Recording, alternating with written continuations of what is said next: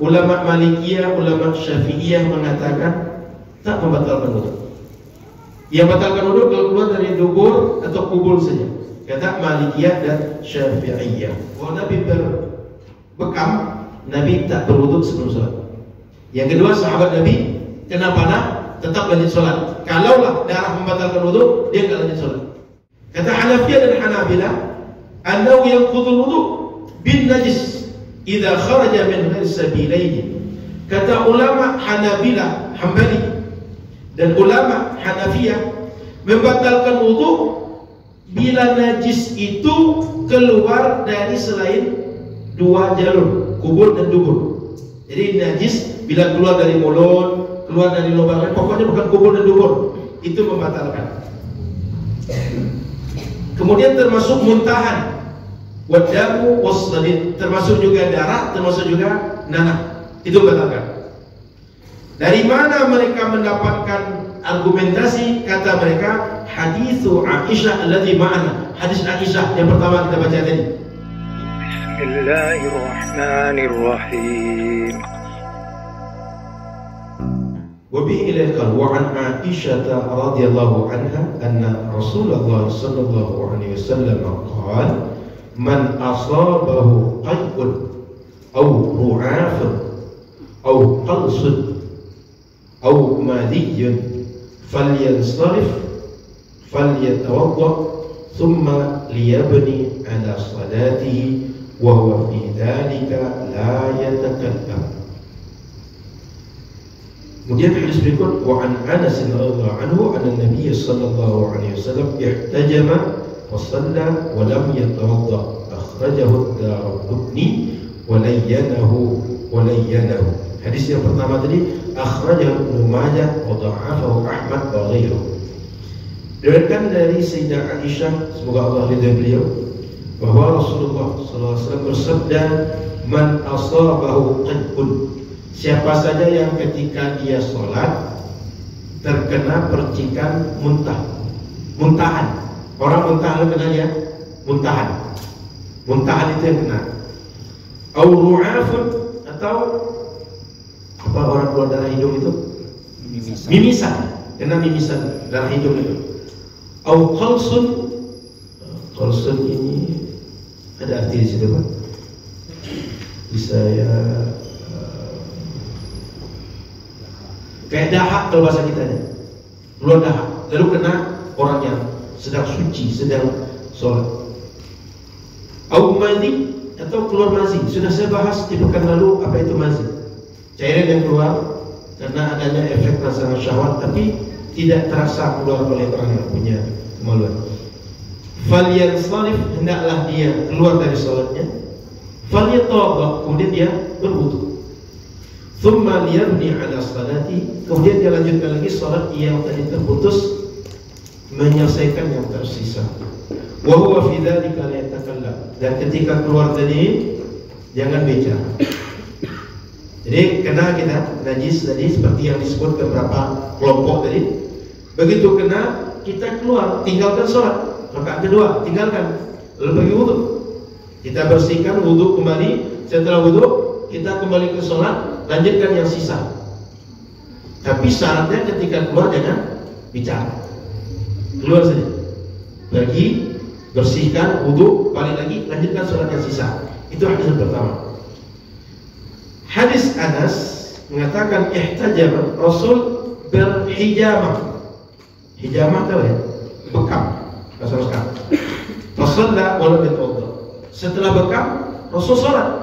Sebelum sholatnya Nabi tak berwudu. Maknanya bekam tak membatalkan wudu orang yang sholat. Yang tadi semua yang pertama, muntahan, mimisan, dahak, kemudian mati, semua tadi menjadi sebab batal wudu. Sehingga menjadi sebab najis bagi orang yang sedang sholat tadi. Maka mestilah dia membersihkan lalu dia sholat kembali. Maka Bapak Ibu rahmati Allah Subhanahu wa taala, hadis-hadis Nabi sallallahu alaihi wasallam yang kita baca tadi menunjukkan hal-hal yang membatalkan wudu, yaitu terutama darah dan muntahan.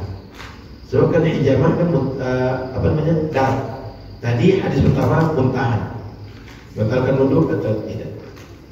Baik, Bapak Ibu rahmati Allah SWT, apa yang bisa dipahami dari hadis? Hadis pertama mengatakan annal qai'a wa ru'a fayanqudan wudhu, bahwa keluar muntahan kemudian mimisan, keduanya membatalkan wudhu. Sama dengan najis, keluarnya sesuatu dari kubul depan dan dubur belakang. Ka khurujid dam min jarhin fil yadi aw min al-fami wa kal qaihi aydan.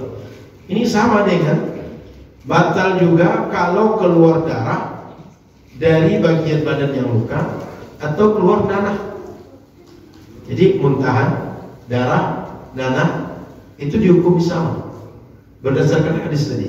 Semuanya menjadi sebab batal wudhu. Karena Nabi bilang wudhu lagi tadi. Kan tadi keluar dari sholat, wudhu lagi kita Nabi. Kemudian hadis Anas menyatakan darah kan keluar dari itu, lalu ada bekas darah. Nabi tak berwudhu. Hadis pertama darah, kemudian suruh wudhu.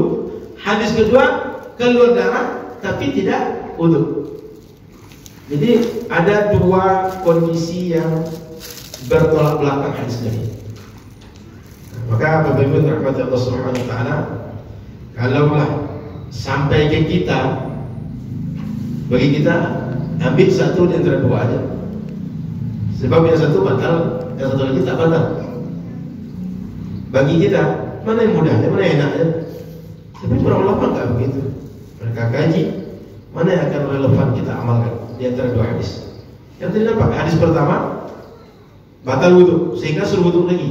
Hadis kedua enggak batal wudhu, buktinya Nabi habis bekam langsung sholat. Yang terbaik habis bekam langsung sholat. Yang pertama keluar darah mimisan tadi, keluar muntahan tadi, disuruh wudhu lagi lalu sholat. Yang kedua keluar darah langsung sholat. Nah Bapak Ibu, malam ini kita jumpa dengan hadis-hadis yang redaksinya kontradiksi, mengajarkan kepada kita bahwa hadis Nabi tidak hanya selalu yang kita jumpa atau jumpai para ulama satu redaksi dan satu pemahaman. Sehingga kalau orang bilang bahwa yang kami amalkannya sesuai dengan sunnah, yang tidak sesuai dengan sunnah, dia tidak sepaham dengan hadis-hadis Nabi yang sampai kepada para ulama. Bulughul Maram di antara bukti hadis Nabi. Secara redaksional kita akan jumpa kontradiksi satu hadis dengan hadis yang lain. Gitu. Maka tak boleh kita menafikan perbedaan Bapak Ibu. Harus menghormati perbedaan. Maka silakan amalkanlah yang kita pelajari, yang kita yakinkan, yang lain amalkan di pelajari yang dia yakinkan, dan tidak boleh saling klaim mana yang benar dan mana yang salah. Karena memang tidak bisa kita pastikan yang mana satu hadis ini mau diamalkan. Mau tanya ke Nabi, siapa yang berjumpa dengan Nabi langsung tanya? Oh, mimpi dan jumpa Nabi Ustaz. Kenapa tak para ulama dahulu dia mimpi jumpa Nabi, clear masalah. Lalu kalau terjadi mimpi, memang selesai masalah. Bisa dijadikan pecah mimpi itu. Bagaimana validasi mimpinya? Apakah yang berjumpa dengan mimpi itu betul Nabi? Makanya ulama ushul fikih nanti akan membuat pembahasan mada hujjiyatir ru'ya, sejauh mana mimpi itu bisa menjadi argumentasi baik dalam akidah, baik dalam amalnya. Itu. Jadi ilmu ini kalau mau diturunkan banyak turun-turun ilmu. Tapi yang ingin saya sampaikan adalah bahwa memang perbedaan riwayat itu sudah dijumpai oleh ulama ahli hadis. Dan oleh mereka tak jadikan masalah, tapi carikan jalan keluar supaya hadis-hadis Nabi ini, ilmu yang sampai ke kita semuanya bisa diakomodir untuk diamalkan. Baik, Bapak Ibu rahmati Allah. Bagaimana ulama kemudian mengambil argumentasi? Kata ulama Malikiyah dan Syafi'iyah, ila adamin naqdi bima yakhruju min ghairi sabilaini. Bahwa kata Malikiyah, kata Syafi'iyah, tidak membatalkan wudhu kalau keluarnya bukan dari kubur dan dubur. Tak batalkan wudhu Pak. Tapi apakah najis? Iya najis. Saya ulang, tidak membatalkan wudhu dengan najis itu dua hal berbeda. Yang membatalkan wudhu hadas, najis tak membatalkan wudhu. Cuma kalau sholat tak sah, sholat kita memuat najis. Apa solusi najis? Buangkan najis dari badan, setelah bersih sholatlah lagi. Tapi kalau hadas tidak akan selesai kecuali dengan wudhu. Paham bedanya? Badan kena najis dengan badan berhadas itu dua hal berbeda. Ulama Syafi'iyah mengatakan bahwa benda ini najis tapi tak membatalkan wudhu. Maka Bapak rahmati Allah Subhanahu wa taala, kentut itu tak ada dibasuh tapi membatalkan wudhu. Kenapa? Kentut sebab hadas.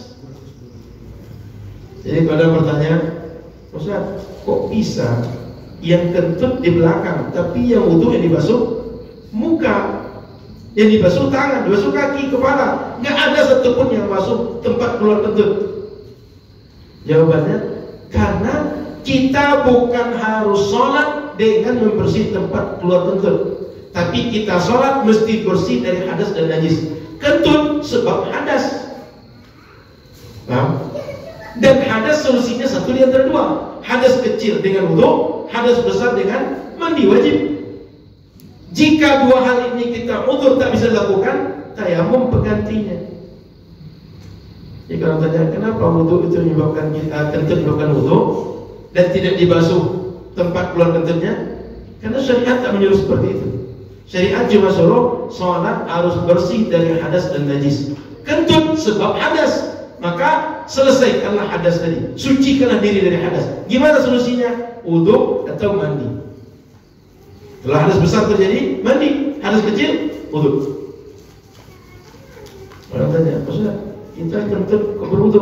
Disuruh Allah. Betul disuruh Allah, cuma penalarannya ada turun-temurun. Kentut itu sebab hadas. Hadas harus dengan hadas besar atau hadas kecil, ada mandi, ada wudhu. Gitu Pak. Jadi saya ulang, ulama Malikiyah, ulama Syafi'iyah mengatakan tak membatalkan wudhu. Yang batalkan wudhu kalau keluar dari dubur atau kubul saja, kata Malikiyah dan Syafi'iyah. Kemudian Bapak Ibu rahmat Allah Subhanahu wa taala, kenapa Syafi'iyah dan Malikiyah mengatakan itu batalkan wudhu?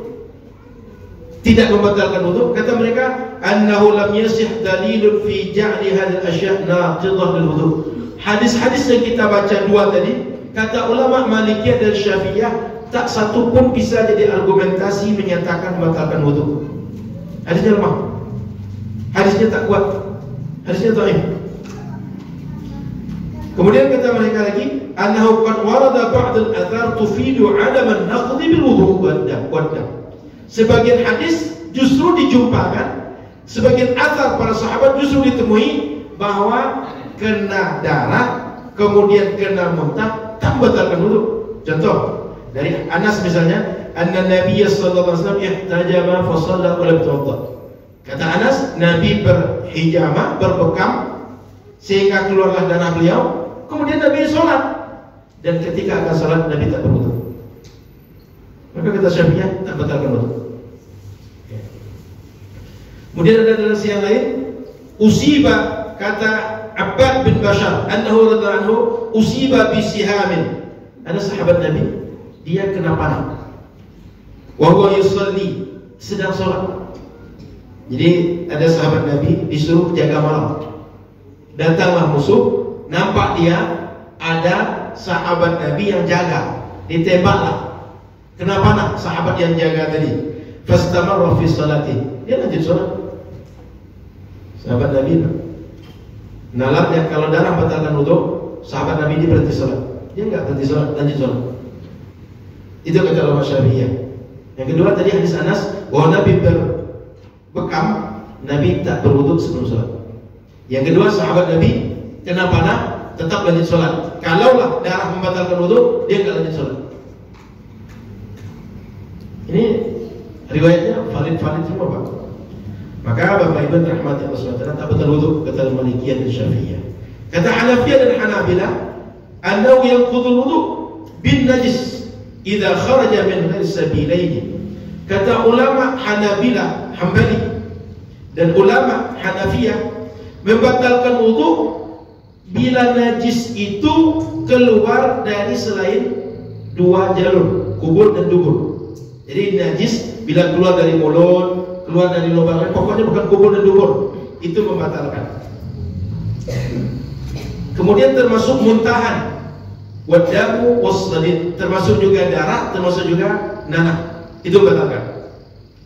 Dari mana mereka mendapatkan argumentasi? Kata mereka, hadithu Aisyah alladhi ma'ana, hadis Aisyah yang pertama kita baca tadi. Imam Syafi'i, Imam Maliki, itu hadis yang kedua. Yang saya baca kedua tadi, Nabi berbekam. Ulama Hanabilah dengan Malikiyah, hadis yang pertama yang kita baca. Hadis kedua ada di situ, Pak. Nabi berbekam. Enggak ada ya? Bisa ada.